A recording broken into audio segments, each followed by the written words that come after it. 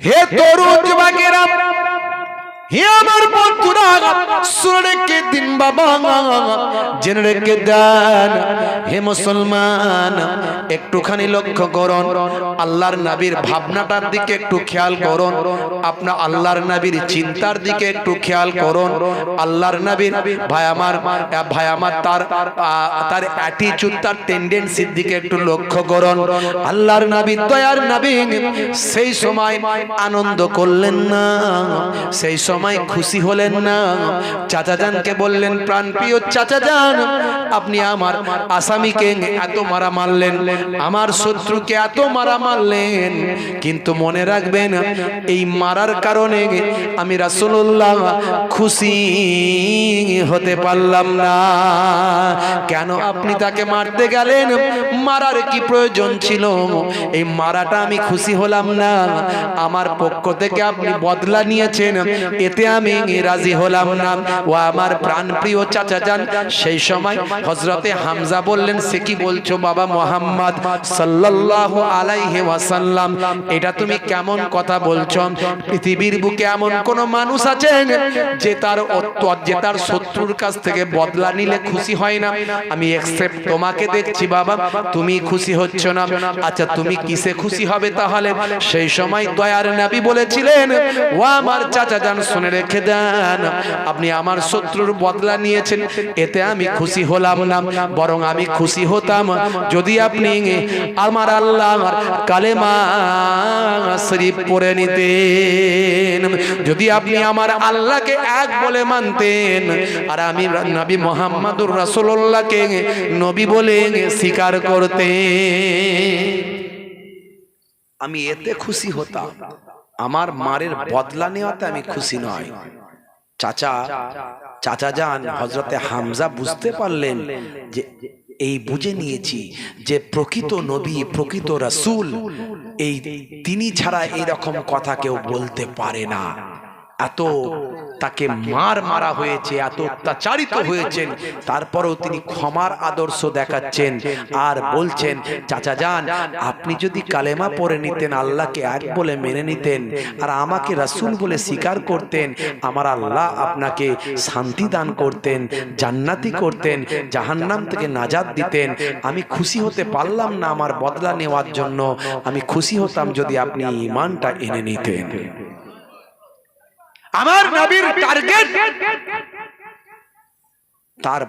তার উম্মত যেন জাহান্নামায় না যায়, তার উম্মত যেন শাস্তি না পায়, আল্লাহর ক্রোধের শিকার না হয়, আল্লাহর রাগের শিকার না হয়। হে তরুণ যুবকেরা, হে আমার বন্ধুরা, শুনে রেখে দিন বাবা, জেনে রেখে দেন। হে মুসলমান, আরো একটু লক্ষ্য করুন বাবা, আমার আপনার নবী, আমার আপনার রাসূল আপনাকে আমাকে কতটা ভালোবাসেন, কতটা মহাব্বত করেন, কতটা প্যার করেন বাবা। হে জওয়ান যুবকেরা, হে আমার মুরব্বিয়ানেরা, শুনে রেখে দিন বাবা, জেনে রেখে দেন। মদিনা শরীফে গিয়ে একটা বেশি বেশি খেজুর খাই আমরা, সে খেজুরটার নাম কি বলেন তো দেখি? খেজুরটার নাম কি? আজওয়া খেজুর। আজওয়া পৃথিবীর সেরা খেজুর, পৃথিবীর এক নাম্বার, পৃথিবীর শ্রেষ্ঠ খেজুর, যার স্বাদও যেমন অতুলনীয়, মূল্যও তেমন, টেস্টও তেমন, আর মর্যাদাও তেমন। এই খেজুরটাকে জান্নাতি খেজুর বলা হয়েছে। জোরে বলুন সুবহানাল্লাহ। জোরে হবে না? এই খেজুরটার একটা ইতিহাস আছে। হে তরুণ যুবকেরা, হে আমার বন্ধুরা, শুনে রেখে দিন বাবা, জেনে রেখে দেন। আল্লাহর নবী দো জাহানের বাদশা হাবিবুল্লাহ জনাবে মুহাম্মদুর রাসূলুল্লাহ সাল্লাল্লাহু আলাইহি ওয়াসাল্লাম এক হাদিসের মধ্যে বলেছেন, যদি কেউ মাশরুম খায়, এই মাশরুম যদি খায়, মাশরুম খাওয়ার কারণে তার চোখের জ্যোতি কমে না, চোখের জ্যোতি বাড়ে, চোখের উপকার হয় মাশরুম খাওয়ার কারণে। হে তরুণ যুবকেরা, আল্লাহর নবী, আল্লাহর রাসূল বলেছেন, আর যদি কেউ আজওয়া খেজুর খায়, আজওয়া আজুয়া, এই আজুয়া খেজুর খাওয়ার কারণে তার ওই দিনে সারাদিন কোনো বিষক্রিয়া তার শরীরে ইফেক্ট করে না, কোনো রকম জাদু কুমন্ত্রণা শরীরে কাজ করে না। কেউ জাদুকর জাদু করলো, জাদু কাজ করবে না। এমনকি কোনো বিষক্রিয়া ওই শরীরে কোনো রকম কাজ করবে না। কোনো বিষক্রিয়া যদি শরীরে থাকে, আজুয়া খাওয়ার কারণে ওই বিষক্রিয়া আমার আল্লাহ মুক্ত করে দেবে। অন্য হাদিসে 7টা আজুয়া খাওয়ার কথা বলা হয়েছে, 7খানা। বিজ্ঞানীরা গবেষণা করছে এটা এমন কি খেজুর, এমন কি খেজুর, আল্লাহর নবী যা বলেছেন সবের মধ্যে তো বিজ্ঞান বাস্তবতা আছে, আছে না নাই? আমি অনেক বলেছি, নতুন করে আর বেশি বলবো না। 10 থেকে 15,000 20,000 বক্তব্য ইন্টারনেটে আমার আছে, নেটে গিয়ে নাম লিখলেই পাবেন। আমি অনেক বলেছি। বন্ধুরা আমার, মিস্টার কিথ মুরের নাম শুনেছেন কিনা জানি না। মিস্টার কিথ মুর ইন্টারন্যাশনাল ফিগার। খাজুরের কথা পরে আসছে। রাসূল কেমন ভালোবেসেছেন, আমরা কেমন ভালোবেসেছি, আমি এই ওয়াজটাই আজকে করছি। রাসূলকে যদি ভালোবাসেন, আপনি বেনামাজি হবেন, বেরোজাদার হবেন, রাসূলের সুন্নতের বাইরে থাকবেন, কিন্তু আমরা রাসূলকে কি ভালোবাসি না? হ্যাঁ হুদান, কারা কারা বাসি না হাত তুলে দেখান তো দেখি। সবাই বাসি তো, কিন্তু সবাই বাসি ভালো, কিন্তু যেমন বাসা দরকার, নবী যেমন ভালোবাসতে বলেছেন বাসতে পারি না। আমি সে রাসূলের ভালোবাসা, রাসূল মানুষকে ভালোবেসেছেন, উম্মতকে ভালোবেসেছেন, উম্মত রাসূলকে ভালোবেসেছে, আমি এই দুটোর কম্পেয়ার করার একটু চেষ্টা করছি। তো যে কথা বলতে গিয়ে এত দূর এলাম, মিস্টার কিথ মুরের নাম শুনেছেন? কিথ মুর ইন্টারন্যাশনাল ফিগার। মিস্টার কিথ মুর একটা কিতাব লিখেছেন, গ্রন্থ লিখেছেন। ওই গ্রন্থটার নাম হলো the development of humanity. The development of humanity, মানুষের শরীরের, হিউম্যান বডির ডেভেলপমেন্ট, তাদের শরীরের অর্গান, হাত পা চোখ মুখ কিভাবে ডেভেলপ হচ্ছে, কিভাবে উন্নতি করছে, কিভাবে ম্যাচিওর হচ্ছে, এর উপরে গবেষণা করে তিনি কিতাব লিখেছেন। সারা পৃথিবীতে তা সেই কিতাবের নাম পৌঁছে গেছে। মিস্টার কিথ মুরের প্রচার প্রসার সারা পৃথিবীতে ছড়িয়ে পড়েছে।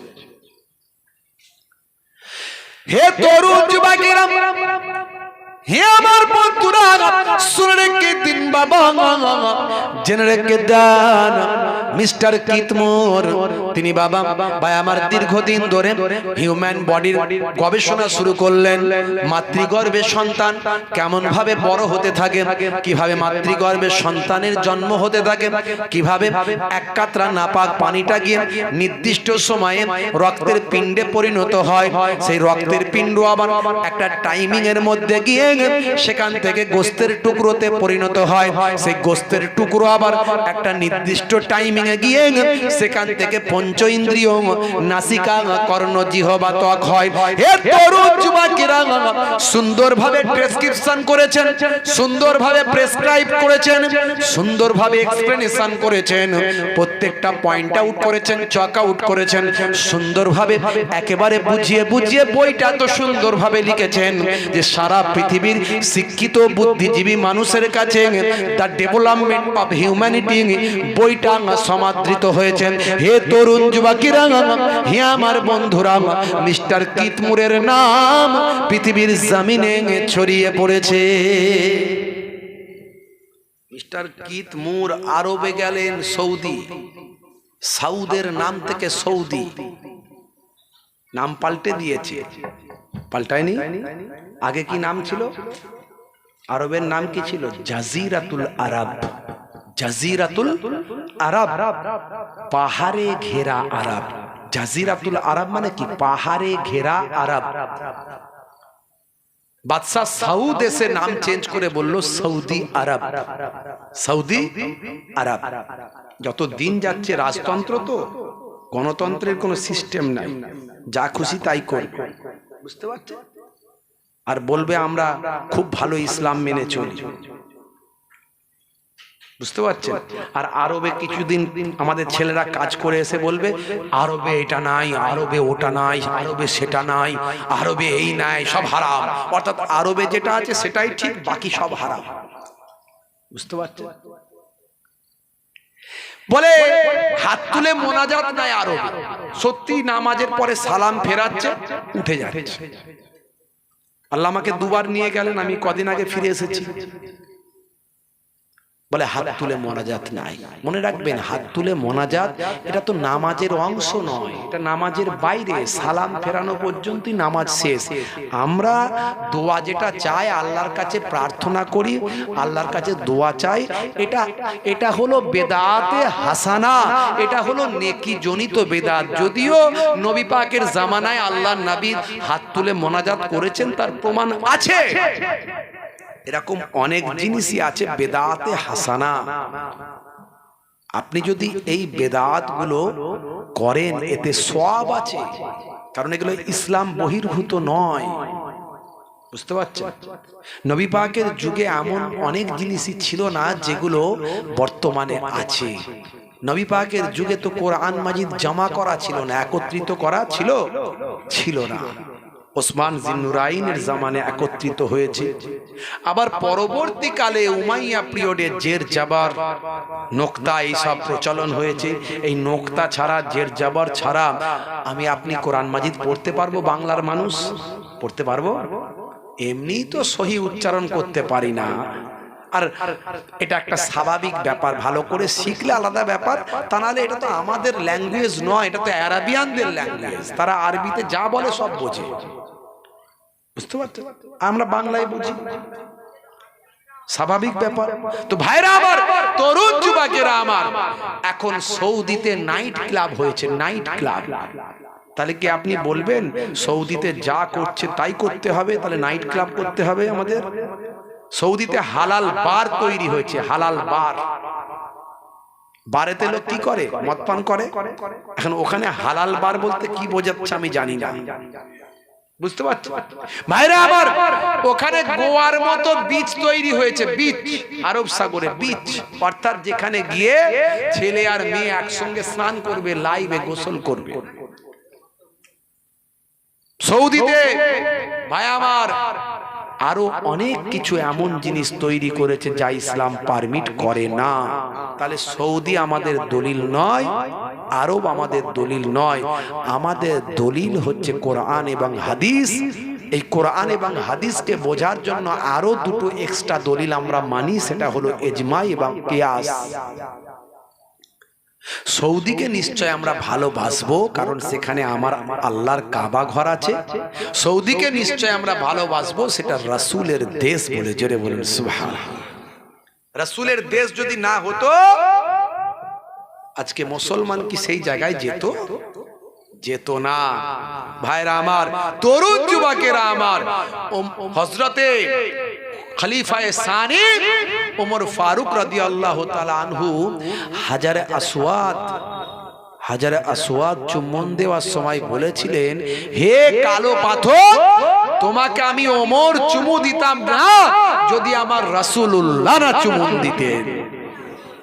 বন্ধুরা আমার, আল্লাহ রাব্বুল আলামিন এবারে আমাকে চুম্বন দেওয়ার তৌফিক দিয়েছেন, চুম্বন দিয়েছি। আমি দেখলাম যে ক্ষমতার জোরে চুম্বন করা যাবে না।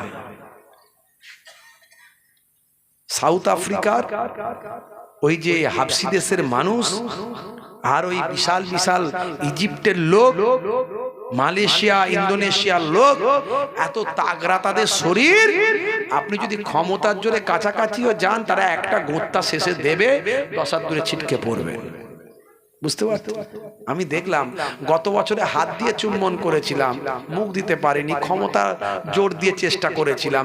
আমার মাথায় তখন আসেনি যে ক্ষমতা দিয়ে সব জায়গায় হবে না, এখানে দোয়া কাজ করবে। এ বছরে চিন্তা করলাম যে গত বছরে ফেল হয়ে গেছি, হাত দেওয়ার চান্স পেয়েছি, মুখ দেওয়ার চান্স পাইনি।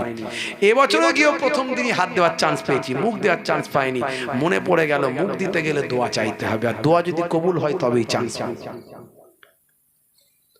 তো কাবা শরীফের সামনে, কাবা শরীফে আপনি যদি দেওয়ালে হাত দিয়ে বা ওই চত্বরে যে দোয়া চাইবেন অন্তর থেকে দোয়া কবুল হবে, হবেই হবে 100%। রাসূলের রওজা মোবারকের সামনে দাঁড়িয়ে যে দোয়া চাইবেন রাসূলের ওসিলা দিয়ে, আমার আল্লাহ ফেরাবেন না, কবুল হবে। তা আলহামদুলিল্লাহ ভাই আমার, তারপরে আমি এই দোয়া চেয়ে যখন আবার নতুন উদ্যমে যখন এগিয়ে গেলাম, আমি একটা অলৌকিক জিনিস অনুভব করলাম। এটা বলতে দ্বিধা নাই, আপনারাও এগুলো পরীক্ষা করবেন এবং যাতে আপনারা আগামী দিন এই ফলো করেন এই পদ্ধতি, তার জন্যই বলছি। এটা কোনো গর্ব বা অহংকারের ব্যাপার নাই, নাউজুবিল্লাহ। আমার আল্লাহ হাজার হাজার মানুষকে চুম্বন দিয়েছেন, এতে আবার অহংকারের কি আছে? এতে গর্বেরও ব্যাপার নাই, তবে চুম্বন দেওয়াটা একটা সৌভাগ্যের ব্যাপার। আপনি জান্নাতি পাথর আদম নবী নিয়ে এসেছিল, কে নিয়ে এসেছিল? আদম আলাইহিস সালাম দুটো জিনিস জান্নাত থেকে নিয়ে এসেছিলেন। একটা হলো হাজারে আসওয়াদ, যেটা হাজারে আবিয়াজ ছিল, অর্থাৎ সাদা পাথর ছিল, মানুষের গোনা টেনে টেনে কালো হয়ে গেছে, এই পাথরটা নিয়ে এসেছিলেন। আর একটা জিনিস নিয়ে এসেছিলেন আদম নবী, সেটা হলো তাবুতে সাকিনা। কোরআন মাজিদ পড়লে পাবেন যেটা, যে তাবুতে সাকিনা হলো একটা সিন্ধুক, যে সিন্ধুকে আদম নবী তার নিজের পোশাক আশাক এটা ওটা রাখতেন, লাঠি রাখতেন, যে সিন্ধুকে তারপর শীষ নবী রাখতেন, ব্যবহার করতেন। তারপরে আস্তে আস্তে আস্তে আস্তে চলে এলো একদম নূহ নবী, সেখান থেকে আস্তে আস্তে রাপ্তা বারাপ্তা ইব্রাহিম নবী, ইসহাক নবী, ইয়াকুব নবী, ইউসুফ নবী, সেখান থেকে চলতে চলতে মুসা নবী, হারুন আলাইহিস সালাম, সেখান থেকে একেবারে ঈসা আলাইহিস সালাম, একেবারে সেই তাবুতে সাকিনা। এত মূল্যবান একটা সিন্ধুক, জান্নাতি সিন্ধুক, যে সিন্ধুকটা যাদের কাছে থাকবে তাদের উপর আল্লাহর রহমত নাজিল হবে, তাদের উপর আল্লাহ গায়েবী মাদাদ দেবে, আর তারা কোনোদিন হেরে যাবে না, আল্লাহর গায়েবী সাহায্য পাবে। ইসরাইল এখন মনে করে এই তাবুতে সাকিনাটা আছে ফিলিস্তিনে। এই শুধু যে ফিলিস্তিনকে মারা এদের স্বপ্ন বা হামাসকে ধ্বংস করা স্বপ্ন তা নয়, এদের আসল স্বপ্ন হলো তাবুতে সাকিনা উদ্ধার করা। তাই এরা বলেছে, ভাই আমার, এরা আমেরিকা যুক্তরাষ্ট্র বলেছে এই অনেক হয়েছে, এবার ফিলিস্তিনকে ফিলিস্তিনের হাতে ছেড়ে দাও, ফিলিস্তিনের জনগণই ফিলিস্তিনকে ভাই আমার শাসন করবে। ইসরায়েলের নেতানিয়াহু কি বলেছে? বলেছে না, আমরা যতদিন ইচ্ছা গাজা শাসন করব, তার মানে তন্ন তন্ন করে ফিলিস্তিন খুঁজে দেখব মাটির তলায় এদিক ওদিক করে যে তাবুতে সাকিনা আছে কোথায়।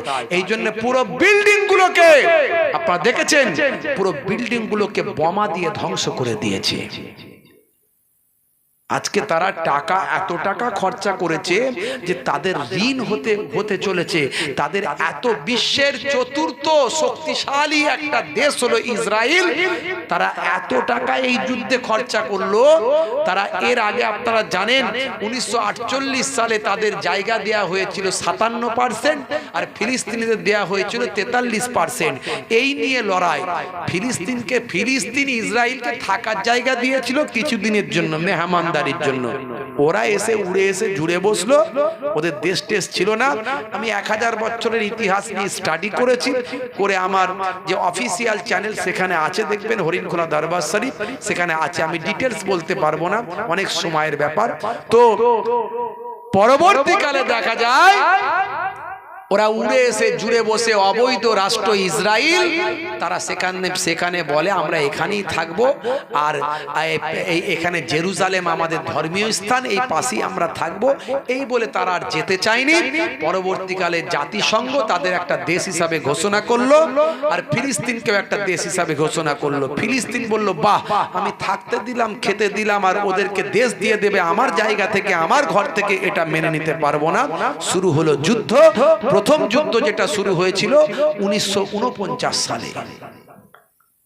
এই যুদ্ধে এবং পরবর্তীকালে 1979 সালের যুদ্ধে এই যুদ্ধগুলোতে তারা এত স্ট্রং হয়ে গিয়েছিল, আমেরিকা ব্রিটেনের সহযোগিতায় অস্ত্রশস্ত্রে এত সজ্জিত হয়েছিল যে আরবের ওই সমস্ত দেশগুলো, যারা আশেপাশের দেশগুলো যুদ্ধ করেছিল, তারা পেরে ওঠেনি। এই না পারার কারণে তারা ফিলিস্তিনের আরো অনেক জায়গা দখল করে নিয়েছিল। তো ভাইরা আমার, এই দখল করতে করতে তাদের উদ্দেশ্য হলো পুরো ফিলিস্তিনকে দখল করে নেব, তাহলে তাবুতে সাকিনা আমরা বের করতে পারবো। তাবুতে সাকিনা পেয়ে যাওয়া মানে সারা পৃথিবীতে আমরা রাজত্ব করব। আর তারা ইতিমধ্যে ভাই আমার আমেরিকা থেকে 5খানা লাল গরু নিয়ে এসেছে। তাওরাতে বর্ণিত যে গরুর কথা বলা হয়েছে, আমাদের কোরআন মাজিদে সূরা বাকারা এসেছে। এই বাকারাতুন শব্দের অর্থ হলো গরু। এই গরু নিয়ে অনেক রিসার্চ আছে, অনেক গবেষণা আছে। আমার আল্লাহ সেই গরু নিয়ে অনেক কথা বলেছেন, সে কথা আমি আজ বলতে পারবো না। তারা তোরা মানে তাওরাতকে তারা তোরা বলে। তাওরাতকে কি বলে? তোরা বলে। ঈসা নবীকে যিশু বলে, মুসা নবীকে মোজেস বলে, দাউদ নবীকে ডেভিড বলে, সুলাইমান নবীকে সুলেমান বলে, ইব্রাহিম নবীকে আব্রাহাম বলে। খালি নামগুলো চেঞ্জ।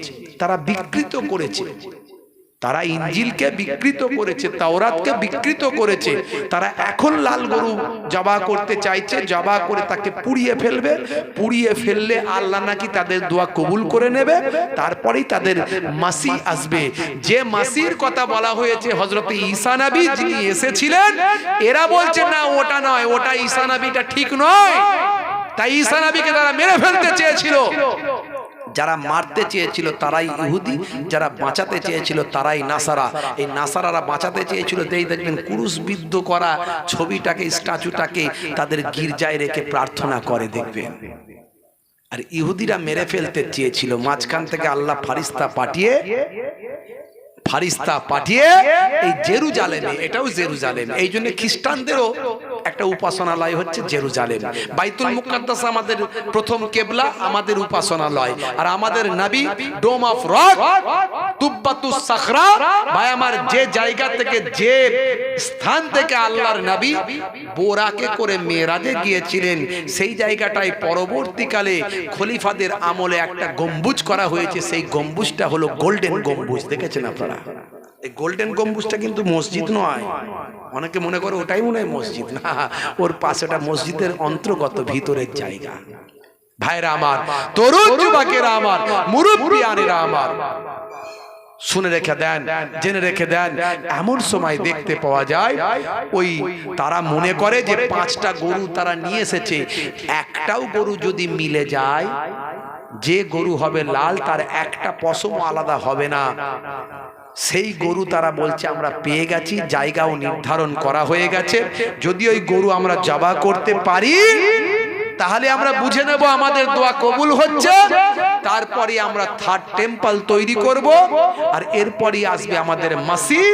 অর্থাৎ মাসি বলতে তারা মনে করছে সেই আল্লাহ কর্তৃক তাওরাতে বর্ণিত মাসি, কিন্তু তিনি অলরেডি চলে এসেছিলেন ঈসা নবী। এরা মানে না, এরা বলে আমাদের মাসি আসবে। আর যেটা আমাদের কোরআনে আল্লাহ জানিয়েছেন, রাসূল বলেছেন এই যে মাসি আসবে, ওরা বলে এটা হলো মাসিহুদ দাজ্জাল, অর্থাৎ দাজ্জাল আসবে। যে দাজ্জাল ভাই আমার অত্যাচারী হবে, যে দাজ্জাল ইসলামের শত্রু হবে, যে দাজ্জাল আল্লাহ তাকে দিয়ে ঈমান পরীক্ষা করাবেন। তার একদিকে থাকবে জান্নাত, একদিকে থাকবে জাহান্নাম। ঈমানদাররা বুঝতে পেরে যাবে, তার একটা চোখ হবে, একটা চোখ, আর একটা চোখ বন্ধ থাকবে। তার কপালে লেখা থাকবে কাফ আলিফ ফা রা, কাফ আলিফ ফে রে, কাফের। তার কপালে লেখা থাকবে। ঈমানদাররা দেখলে বুঝতে পারবে। একবার একটা অলৌকিক ক্ষমতা দেখাতে পারবে, দ্বিতীয়বার সেটা আর পারবে না। যদি মানুষ তার পেছনে চলে আসে, তাহলে সে বরবাদ হয়ে গেল। আর যদি তার অবাধ্য হয়, সে যদি হত্যাও করে ফেলে, আল্লাহর কুদরতি ক্ষমতায় আল্লাহ তাকে জান্নাত দান করে দেবেন। ভাইরা আমার, আজকে তারা সেই লোভেতে তাবুতে সাকিনা পাওয়ার জন্য মাসিহুদ দাজ্জাল আসবে বলে আজকে তারা ভাই আমার ফিলিস্তিনের উপর অত্যাচার করে ফিলিস্তিনকে জনমানব শূন্য করতে চায়। 12,000 নিরীহ মুসলমানকে, শিশু বাচ্চা ফুলের মতো শিশু নিরীহ মানুষগুলোকে বোমা উপর থেকে ফেলে ফেলে হত্যা করেছে, শহীদ করে দিয়েছে। মনে রাখবেন এই যুদ্ধ যে শুরু হয়েছে বন্ধ হবে না। আল্লাহর নবীর হাদিস থেকে প্রমাণ পাওয়া যাচ্ছে, ভবিষ্যৎবাণীগুলো আস্তে আস্তে মিলে যাচ্ছে। ভাই আমার এই যুদ্ধ যে শুরু হয়েছে, নবী আমার বলেছেন শাম দেশ থেকে এক ধরনের মুজাহিদ বেরিয়ে আসবে যারা আল্লাহ এবং রাসূলের দ্বীন কায়েমের জন্য লড়াই করবে। আজকে যে হামাস লড়াই করছে, হামাস কোনো জঙ্গি সংগঠন নয়। যারা জঙ্গি বলে তারা ভুল বলে। যারা জঙ্গি বলে আমি বলবো দেশের জন্য লড়াই করলে যদি জঙ্গি হয় এর থেকে দুঃখজনক আর কিছু নাই। আমি তোমাদের কাছে ব্যাখ্যা চাই, তাহলে ইংরেজদের থেকে মুক্ত করার জন্য আমার দেশের জন্য যারা জীবন উৎসর্গ করেছে তাদেরকে তোমরা কি বলবে? আজাদ হিন্দ ফৌজকে তোমরা কি বলবে? ভাই আমার স্বাধীনতা সংগ্রামে অংশগ্রহণকারী ভাই আমার কংগ্রেসের চরমপন্থী নরমপন্থীদের কি বলবে? ভাই আমার বিনয় বাদল দীনেশকে তোমরা কি বলবে? তিতুমির, মীর নিসার আলী, আশফাকুল্লাহ খান, ভাই আমার শের আলী, এদেরকে তোমরা কি বলবে? তোমরা কি বলবে আমরা জানি না। আমরা বলি দেশপ্রেমিক, আমরা বলি মহান বিপ্লবী। আজকে গাজার মানুষদের কাছে এরা হলো বিপ্লবী। ভাইরা আমার, এই যুদ্ধ যে চলছে, এই যুদ্ধ বন্ধ হবে না, চলতেই থাকবে। রাসূলের হাদিস অনুযায়ী ভবিষ্যৎবাণী, একদল মুজাহিদ তারা লড়াই করতে থাকবে কিয়ামত না হওয়া পর্যন্ত। ভাই আমার, না আসা পর্যন্ত, হযরতে ইমাম মাহদী না আসা পর্যন্ত লড়াই করতে থাকবে। ইমাম মাহদী আসার পরে খোরাসান থেকে কালো পতাকাবাহী একদল মানুষ কাবা শরীফের চত্বরে এসে ইমাম মাহদীকে চিনতে পেরে ইমাম মাহদীর হাতে বায়াত হবে। ইমাম মাহদী, ভাই আমার রাসূল বলেছেন ইমাম মাহদী যখন আসবে, মনে রাখবে পৃথিবীতে অশান্তির বাতাবরণ চারিদিকে চলবে। তিনি কয়েকদিনের মধ্যে সারা পৃথিবীতে শান্তি স্থাপন করবেন। ইমাম মাহদী যিনি আসবেন তিনি আমার খানদান থেকে আসবেন, অর্থাৎ মা ফাতেমার বংশ থেকে আসবেন। তার নামটা আমার নামে হবে, তার নাম আমার নাম মুহাম্মদ, তার নামও হবে মুহাম্মদ। আমার পিতার নাম আব্দুল্লাহ, তার পিতার নামও হবে আব্দুল্লাহ। ভাই আমার, তিনি আসবেন, তার শরীর সম্পর্কে, তার গঠন সম্পর্কে, তার ভাই আমার সিরাত সম্পর্কে রাসূল জানিয়ে দিয়েছেন।